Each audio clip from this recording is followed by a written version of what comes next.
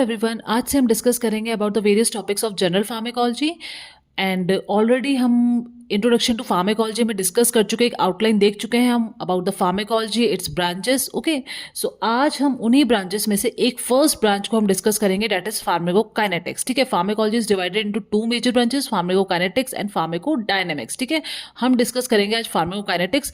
सी, general pharmacology बहुत ही important topic है। इस चैप्टर से various long question, short notes बनते हैं, एमसीक्यू वाइज तो ये बहुत बहुत इंपॉर्टेंट है। ठीक है, so let's start pharmacokinetics. It means suppose कोई पेशेंट कोई दवाई ले रहा है, ठीक है, तो what does body do to the drug, मतलब बॉडी में जब ड्रग जाएगी तो ड्रग का एब्जॉर्प्शन होगा, डिस्ट्रीब्यूशन होगा, क्या होगा। ठीक है, वो जो पाथवे है उसके बारे में जानकारी ही क्या है, फार्मेकोकाइनेटिक्स। एंड फार्मेकोडायनेमिक्स क्या है, what does drug do to the body. आज हम क्या पढ़ रहे हैं, what does body do to the drug. ठीक है, सो लेट्स स्टार्ट। तो सपोज आपने कोई भी टैबलेट स्वेलो की है, ठीक है, या फिर आपने कोई भी ऑइंटमेंट या फिर कोई क्रीम आपने अप्लाई की है, ठीक है, स्किन पे, तो क्या होगा, सबसे पहले there will be movement of drug from its site of absorption into the blood stream. तो ड्रग जहां भी साइट ऑफ एब्जॉर्प्शन है, या तो मान लो कि आपने कोई ड्रग स्वेलो की है, ठीक है, तो जो उसका साइट ऑफ एब्जॉर्प्शन है, लाइक स्टमक हो गया या फिर स्किन हो गया, ठीक है, वहां से ड्रग एब्जॉर्ब। ओके, सबसे पहला स्टेप क्या होगा, एब्जॉर्ब। ठीक है, absorption.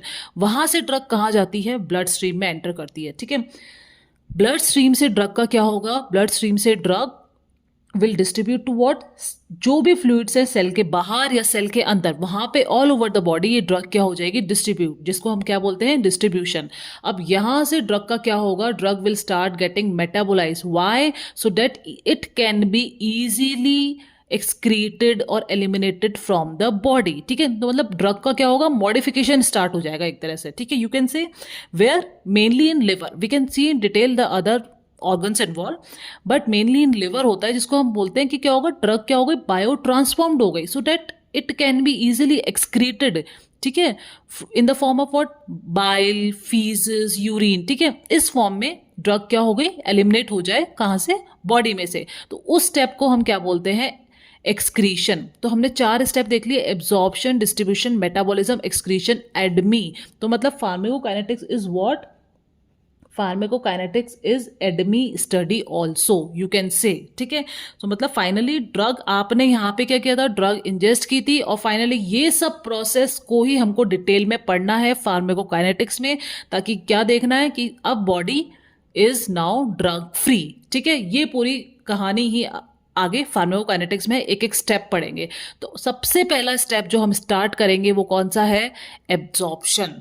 So let's start about the absorption. तो एब्जॉर्प्शन हम वर्ड यूज तो करते हैं, ठीक है, कि लाइक एब्जॉर्प्शन होगा, ड्रग का एब्जॉर्प्शन होगा, बट ये एब्जॉर्प्शन क्या कैसे होता है, ये क्या इजी प्रोसेस है, या फिर ये किस तरह से ये एब्जॉर्प्शन होता है, तो ये हमको आज डिटेल में पढ़ना है।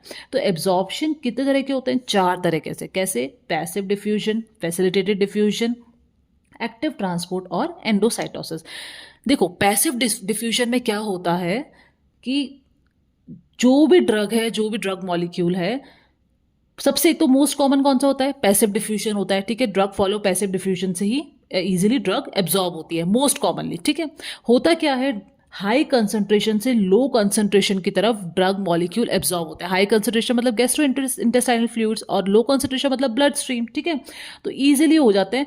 इसमें 2 केसेस है, एक तो क्या है, अगर वाटर सॉल्युबल ड्रग मॉलिक्यूल है तो क्या होगा, वाटर सॉल्युबल के केस में कोई भी चैनल या फिर कोई भी पोर्स होंगे जो सेल मेम्ब्रेन के बीच में होंगे, उनसे क्या होगा, ड्रग मॉलिक्यूल एब्जॉर्ब हो जाएगा। ठीक है, अब क्या है, इसी केस में अगर ड्रग लिपिड सॉल्युबल है, लिपिड सॉल्युबल का मतलब है, इसको हम आगे डिस्कस करेंगे, लिपिड सॉल्युबल मतलब ड्रग, सेल मेम्ब्रेन क्या है, लिपिड बाइलेयर है। ठीक है, और ड्रग भी किस फॉर्म में है, लिपिड फॉर्म में है, मतलब लिपिड सॉल्युबल है ड्रग। ठीक है, तो क्या होगा, इस केस में ड्रग का एब्जॉर्प्शन बहुत ही इजीली हो जाता है, मतलब ड्रग को कोई हेल्प की या सपोर्ट की जरूरत नहीं होती, जैसे यहाँ पे वाटर चैनल या फिर यहाँ पे चैनल या पोर्स हमने यूज किए थे। ठीक है, वाटर सॉल्युबल के केस में। ठीक है, यहां पर हमें किसी चैनल या पोर्स की जरूरत नहीं है, यहाँ पे ड्रग इजीली एब्जॉर्ब हो जाएगी, इसको हम बोलते हैं पैसिव डिफ्यूजन। ठीक है, अब हम बात करेंगे किसकी, फैसिलिटेटेड डिफ्यूजन। फैसिलिटेटेड डिफ्यूजन में क्या होता है, ये भी सेम ऐसे ही है कि हाई कंसंट्रेशन से ड्रग एब्जॉर्ब होती है towards the low concentration, but इसमें क्या होता है, आपको कैरियर प्रोटीन्स की क्या होती है, हेल्प लेनी पड़ती है। किसमें? फैसिलिटेट, मतलब इसकी जो ड्रग की एंट्री है वो फैसिलिटेट हो जाए टुवर्ड्स द लो कंसंट्रेशन। तो कौन फैसिलिटेट कराता है? ये कराता है कैरियर प्रोटीन्स। और कैरियर प्रोटीन्स क्या होते हैं? Drug will sit here and will get inside the cell and will get inside the cell easily, okay, with the help of what? Carrier proteins, जिसको हम बोलते हैं facilitated diffusion। अब हम आगे बात करते हैं एक्टिव ट्रांसपोर्ट। एक्टिव ट्रांसपोर्ट में क्या होता है कि drug has to take help of what? ATP. ATP ADP में चेंज होता है, जिससे क्या होता है, किसकी वजह से? हाइड्रोलिसिस की वजह से, ठीक है। एटीपी का जब हाइड्रोलिसिस होगा एडीपी में, मतलब फॉस्फेट बॉन्ड क्या होगा? ब्रेक होगा, ठीक है। तो high energy dependent active transport होता है, जिसकी वजह से क्या होता है? ड्रग मॉलिक्यूल का एब्जॉर्प्शन होता है, ठीक है। Then we have endocytosis last. अब क्या होते हैं, कुछ मॉलिक्यूल्स, ड्रग मॉलिक्यूल्स क्या होते हैं, बहुत लार्ज होते हैं साइज में, ठीक है। तो अगर कोई ड्रग मॉलिक्यूल लार्ज है साइज में, तो क्या होगा, ये जो चैनल पोर्स दिख रहे हैं आपको, या फिर यू कैन से कैरियर प्रोटीन्स होते हैं, ठीक है, ये इनका साइज इतना नहीं होता है कि ये एक जो ड्रग का लार्ज साइज है उसको ये फिट बैठ सके इसमें, ये समझ लो, ठीक है। तो क्या होता है, ये सेल मेम्ब्रेन जो है वो खुद ही क्या करती है? एनगल्फमेंट करती है, किसका? ड्रग मॉलिक्यूल का एनगल्फ करती है ड्रग मॉलिक्यूल को, and will form like what? Carrier protein या चैनल या पोर्स का फॉर्मेशन करके उस ड्रग मॉलिक्यूल को inside of the cell absorb कर लेती है, ठीक है। तो there is what? Engulfment of, जैसे अमीबा का पता है फॉर्म होता है, वैसे ही क्या होता है, सेल मेम्ब्रेन एनगल्फ करती है drug molecule and will surround it like a pocket, okay, and so that drug molecule will enter easily inside the cell. तो ये चार तरह के हमने क्या देखे हैं? एब्जॉर्प्शंस देखे हैं, ओके। अब हम बात करेंगे किसका? लिपिड सॉल्युबिलिटी, ठीक है। लिपिड सॉल्युबिलिटी की बात करते हैं, यहां पर वर्ड आया है बार बार, लिपिड सॉल्युबिलिटी। तो सबसे पहले हम देखते हैं कि सेल मेम्ब्रेन क्या है? It is a lipid bilayer, मतलब सेल मेम्ब्रेन की सेलेक्टिव परमिबिलिटी है towards the drug molecules of any molecule, ठीक है। तो सेलेक्टिव परमिएबल है सेल मेम्ब्रेन, मतलब लिपिड सॉल्युबिलिटी का मतलब हो गया कि ability to cross cell lipid membranes, ठीक है, कि सेल लिपिड मेम्ब्रेन्स है तो कौन सा ड्रग मॉलिक्यूल क्रॉस कर पाएगा और कौन सा नहीं, ठीक है। तो इसमें क्या होता है, हम एक ओवरव्यू है ये मैं आपको भी डिटेल में समझाऊंगी, पहले ओवरव्यू देख लेते हैं क्या है, कि smaller non polar molecules can easily pass through the cell membrane. ये एक कंसेप्ट तो आपको क्या ध्यान में रखना है कि जो नॉन पोलर मतलब आयोनाइज्ड नहीं है, वो जो छोटे नॉन पोलर मॉलिक्यूल्स हैं they can easily pass through the cell membrane. Size में छोटे होने चाहिए और आयोनाइज नहीं होने चाहिए, तो वो तो क्या कर देंगे, सेल मेम्ब्रेन को इजीली पास कर देंगे।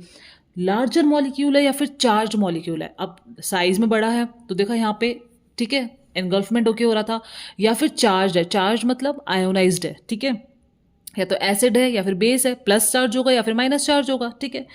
दे में रिक्वायर स्पेसिफिक ट्रांसपोर्ट मैकेनिज्म, उनको एक स्पेसिफिक, उनको हेल्प चाहिए किसी ट्रांसपोर्ट की मैकेनिज्म की, उनको हेल्प चाहिए होगी, ठीक है।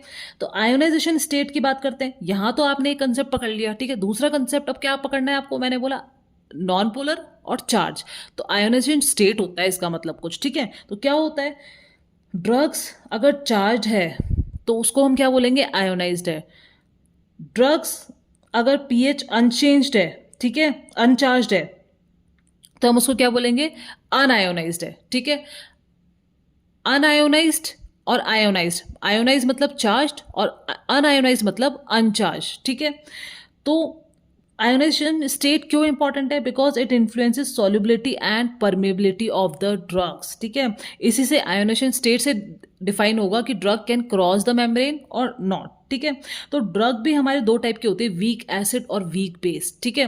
तो बेसिकली हमें ये कंसेप्ट समझ में आया, आपको ये ध्यान में रखना है कि ये ड्रग है और ये मीडियम है। अगर आप कोई ड्रग इंजेस्ट कर रहे हो तो ड्रग किस मीडियम में एंटर कर रही है वो इंपॉर्टेंट है। एक तो ड्रग की कैरेक्टरिस्टिक इंपॉर्टेंट है कि ड्रग आयोनाइज्ड है, अनआयोनाइज्ड है, और एक किस मीडियम में, उस मीडियम का पीएच क्या है, ये इंपॉर्टेंट आपको ध्यान रखना है, ठीक है। ये इसके मेन कंसेप्ट है। आगे देखते हैं। So what is pharmacokinetics? Effect of body on the drug, that is movement of the drug in, through and out of the body, ये हमको समझ में आ गया। तो एब्जॉर्प्शन के मामले में हमने देख लिया कितने टाइप के एब्जॉर्प्शन है, तो एक एक वर्ड के बारे में आपको सब कुछ जानकारी हो चुकी है अभी तक, ठीक है। अब हम बात करते हैं, एक कंसेप्ट आपको दिमाग में बैठाना पड़ेगा, when medium is same drugs can cross the membrane, ठीक है। जब मीडियम सेम है मतलब अगर ड्रग एसिडिक है, ठीक है, हमने देखा ड्रग वीक एसिड होती है फिर वीक बेस होती है, ठीक है। दो टाइप के ड्रग है अपने पास, वीक, अगर वीक इलेक्ट्रोलाइट है ड्रग तो drug can be weak acid और वीक बेस। तो अगर ड्रग वीकली एसिडिक है तो मीडियम भी क्या होगा, एसिडिक होगा। मतलब when medium is same drugs can cross the membrane, ठीक है। तो अगर एसिडिक है और एसिडिक है drug will easily will cross the membrane. Got it? कैसे? Only lipid soluble can cross the biological membrane. क्यों? क्योंकि बायोलॉजिकल मेम्ब्रेन भी क्या है, सेलेक्टिव परमेबल है, लिपिड बाइलेयर है, ठीक है। So if a drug is administered by oral route, ठीक है, ओरल रूट से आपने कोई ड्रग एडमिनिस्टर करी तो drug has to be absorb, drug has to cross the GIT and blood vessel cell membrane. ये जो सेल मेम्ब्रेन है ड्रग को ये क्रॉस करनी पड़ेगी to enter into the blood stream, ठीक है। तो ये सेल मेम्ब्रेन जीआईटी और ब्लड वेसल की जब ड्रग क्रॉस करेगी तभी वो ब्लड के अंदर एंटर कर पाएगी, ठीक है। इसी को ही हम क्या बोलेंगे, लिपिड सॉल्युबल फॉर्म। ओनली ये काम कौन कर सकता है, जो कि लिपिड सॉल्युबल फॉर्म ड्रग है वही ये काम कर सकती है, ठीक है। तो ड्रग अगर वीक इलेक्ट्रोलाइट है तो unionised form, it is the unionised form which will do what, which will be lipid soluble and will cross the cell membrane, ठीक है। तो और आयोनाइज्ड फॉर्म क्या होगा, वाटर सॉल्युबल होगा, ठीक है। It will not be able to cross the cell membrane, ठीक है।